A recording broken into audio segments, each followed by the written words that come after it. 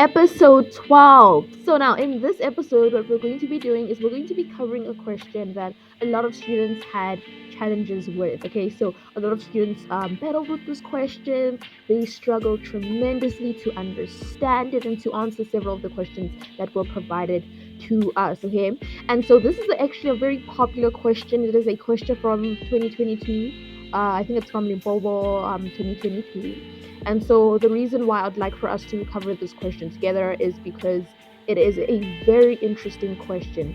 It's interesting in the sense that it is very, it's not complex, but it is a combination of so many different theorems, not only Euclidean geometrical theorems, but also, other theorems that have been taught to us in paper two, so trigonometry and ratio and prop, obviously, and that's what makes this question so interesting, is that it's not generic. Okay, it's not straightforward. And how else will we know if we've made progress in our understanding of Euclidean geometry? You're not going to be able to track that and see that if we do not expose ourselves to questions that have a lot of different concepts and theorems combined in one question. So what we need to do is we need to expose ourselves to these questions, and we cannot be intimidated by it. Okay, because it's so easy to just focus on the questions that you know very well and that you completely understand and that you have no challenges with. It's so easy. And so, but what students don't like, they don't like being confronted with questions that really challenges their abilities, and that really requires them to go far beyond what they know or what they think they know. Okay, so it requires a lot of diligence. It requires really precise approach to these questions and just really diligent focus. Okay, but without further ado, let's get started. Question 10.2, in the diagram, O is the center of the circle and CG is the tangent to the circle at G. The straight line from C passing through O cuts the circle at A and B. Diameter DOE is perpendicular to CA. GE and CA intersect F. Chords DG, BG, and AG are drawn. Now, first and foremost, when we see that they've mentioned center, we need to create a list for ourselves. And on this list will include the theorems or ideas that are related to a center. So what do we think of? We think of radius. We think of a radius. We think of a diameter. We think of line from center to midpoint of chord. We think of angle at center twice as much as angle at circumference. Actually, I just want to draw that properly. Angle at center twice as much as angle at circumference. Okay, so now let's first start off by identifying all of the radii. Okay, so a radius is a line that stems from the center and touches the circumference of the circle. Okay, so it extends from the center all the way to the circumference of the circle, and all radii in a circle are equal to each other. And so we know that OA will equal to OD and OD will equal to OB. Why is that? Well, that's because they're all radii, and radii in a circle are all equal to each other. So we just want to mark that off. We want to annotate that onto our diagram. Next thing, let's identify a diameter. What is a diameter? Well, a diameter is a line that crosses through the center, resulting in it touching both ends of the circumference of the circle. Okay, and so what we want to do is we want to identify any line that crosses through the center and touches both sides of the circumference of the circle. So now let's look at AB, for instance. AB is a diameter, and what it does is it extends from one part of the circumference of the circle to the other end of the circumference of the circle. DE is another example of a diameter. It starts off from one part of the circumference of the circle. It extends while also passing through the center, and while doing this, or as a consequence, it ends up touching the other end of the circumference of the circle. So what you need to do is you cannot just simply look for one diameter, because in certain questions you might see that you have more than one diameter, and so you need to be very cautious. You need to be diligent when it comes to your approaching these questions. Okay, so you need to be very diligent and you need to be very attentive. Okay, so we know that AB is a diameter and DE is a diameter. Now What do we associate diameters with? We associate diameters with line angles in a semicircle. And so, what does that mean? Now, pay very close attention. So, what you want to do is you want to start by tracing the lines that stem from the diameter all the way to the other end of the circumference of the circle. So, let's start off with AB. And we're going to trace the lines, trace it, trace it, trace it, trace it, trace it. It ends right over here, right next to G3. Do the exact same thing on the other side. Trace it, and what we see is it lands right over here by G2. Now the angles, or the angle between those two lines, are going to equal to 90 degrees because of angle at not angle at center, sorry, because of angles in a semicircle. And so that's very, very important to remember. So we're gonna mark that off. G3 plus G2 equals to 90 degrees. We're gonna do the exact same thing with DE as we identify the fact. We've come to the conclusion that DE is indeed a diameter. And so what we want to do is we want to take our pencil, trace the lines that stem from the diameter all the way to the other end of the circumference of the circle, trace it, and what happens is the lines end right over here, right by G4. Do the exact same thing on the other side. Take your pencil, trace it from that side, and then you want to trace it all the way to the other end of the circumference of the circle, and it lands right here by G3. So now we know that the angle between these two brown lines will equal to 90 degrees, meaning that G4 plus G3 will equal to 90 degrees. And what you want to do is you want to use a separate. I'm actually not going to use a separate color because I do want the brown color. I want brown to indicate the fact that that angle is equal to 90 degrees. I want brown to be a reminder of the fact that that specific angle has been marked off as being equal to 90 degrees. And so now we know that G3 plus G4 is also equal to 90 degrees. Okay. Now, we've identified our radii, we've identified diameters. Now, what about line from center to midpoint of chord? How does this theorem work? Is it applicable to this specific question? Well, one thing that I want everyone to remember is you first have to identify a line that stems from the center. And so what we have is we have OE. OE stems from the center. OA stems from the center, OD stems from the center, and OB stems from the center. But now the only issue with these lines that I've listed previously is that they're not an order, they're not just ordinary lines. These are radii. Okay, and so radii have nothing to do with the line from center to midpoint of theorem. No, it has nothing to do. Radii are not involved in that theorem whatsoever, not in any way whatsoever. Okay, and so it has to be an ordinary line, an ordinary line that stems from the center and it touches a chord. I'm going to repeat this. I've repeated this several times before. We have to understand what a chord is. We have to understand. We need to, you see in Euclidean geometry, a lot of students, they don't even know what certain, they don't even know basic terminology. Okay, and it's so important because if you don't know what a chord is, then what do you know? No, no, not that you don't know anything, but if you don't know what a chord is, how will you be able to differentiate between a chord and a radius? We know what a radius is, but if you don't know what a chord is, it's very easy to conflate the two terms of, radii and chord. It's very easy to confuse the two. And it will be hard to distinguish between a chord and a radius if you don't know what a chord is. And also, if you have, if you have an excellent base on if you have an excellent base on your knowledge or your terminology, you need to have a good foundation of that. You need to have a solid base on your knowledge on basic terminology. So you need to know what a chord is. A chord is just a line that carves out certain sections of a circle, which results in a portion being carved out, being left out. So this would be called the segment. So what chords do is they carve certain sections of a circle out, leaving a segment. A segment is just a little space that a chord has carved out of that circle. And so that is what a chord is. You need to know the difference between a chord and a radius. It's so important. Okay, so that is very, very important. I just want to emphasize on that. Okay, so now how would line from center to midpoint of chord work? So we need a line that stems from the center and it touches the chord. However, it's not that simple. Okay, it's a lot more. It's not more. It's there's okay. It's a lot more simple. Just it goes far beyond just having a line that stems from the center and touching a chord. So there are two requirements. What is the first requirement? The very first requirement is that there has to be a 90-degree angle between that line that stems from the center of the chord, or the alternative is that the line that stems from the center has to bisect the chord that it touches.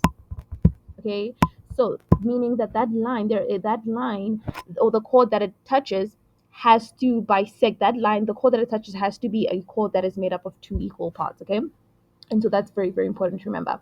So is that now this midpoint theorem, line from center to midpoint of chord, is not applicable to this question. So we're just going to leave that one out. We're just going to leave that out. What about angle at center twice as much as angle circumference? Now this theorem is also not applicable. Why is it not applicable? Well, first and foremost, it's very easy to see that it's not applicable because, well, our center, it is indeed, it definitely has been divided into different sections. Like we have this part of our center, that part of the center, and that part of the center. But the only issue is, well, it hasn't been labeled. But not only has it not been labeled, even if you try, and that's actually important to note, because we can argue and say that, okay, this does form a part of our center. When you have been given a center in Euclidean geometry, not a center, any angle, and that angle has been partitioned into different parts. However, those parts, those different sections have not been labeled. That usually means that it's not going to be very helpful in helping us solve the questions. But yeah, that's sometimes. And so in this case, no, you're not going to use angle at center twice as much as angle circumference, because we can clearly see that our center hasn't really been divided into parts that have been labeled. So no, that's not the case. And that's not because we don't see that bow tie shape. I don't want anyone to make that mistake of thinking that if there isn't a bow tie looking structure, then it's not applicable. No, no, no, that's not the reason. Okay, so you cannot just depend on, you know, so it does, there doesn't have to be a visible arc like structure or visible bow like structure in order for this theorem to be applicable. No. But anyways, just to end things off, no, we're not going to use angle at center twice as much as angle at circumference. Now let's continue on. And then they tell us that CG is a tangent to the circle CG. GC is a tangent. So now what you want to do is you want to do the exact same thing. What you want to do is you just want to write down all, create a list of all the theorems that are directly related to our tangent. So what do we think of? We think of tangents from the same point. We think of tan-chord theorem. All right, we think of tan-chord theorem, and we think of tangent perpendicular to radius. So now let's first start off with tangents from the same point. Now this theorem in general, now this theorem will not be applicable to this question. Why is that? Well, that's because you need two tangents to support. Okay, so in order for it to be applicable, you need two tangents that meet at the same point. And in this case, we just have one tangent. GC is that only tangent. Okay, so no, it's not going to be applicable. Continuing on, what about tangent perpendicular to radius? So I want you to break down the theorem in itself, the name, the title, the way they titled the theorem, tangent radius. So we need to identify a tangent and we need to identify a radius. So the tangent that we have is GC, and then you have to identify a radius that is close to GC, right? So that's GC. What radius is close to GC? Well, we have OB. We have OB. Well, sorry, let me just reduce its weight. Okay, so we have OB. Okay, so OB is a radius. OB is a radius. OD is a radius. Just highlight all the radii. OA is a radius as well.